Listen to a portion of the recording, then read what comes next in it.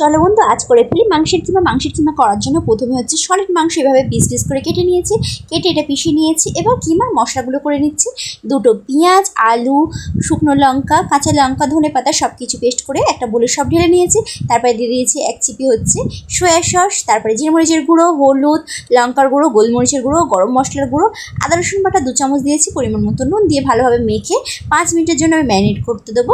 Marinate করে রেখে দেবো 5 মিনিটের জন্য। এদিকে আমি একটা কড়া বসিয়ে নিয়েছি। কড়া গরম হয়ে যেতে তাতে দিয়ে দিয়েছি তেজপাতা, শুকনো লঙ্কা।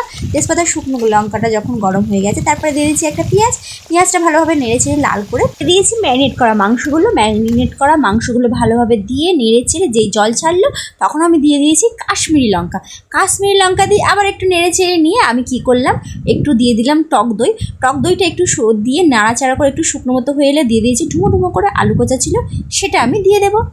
ওটা দিয়ে আবার ভালোভাবে কষিয়ে নেবো, কষিয়ে পুরো জলটা মেরে নেবো।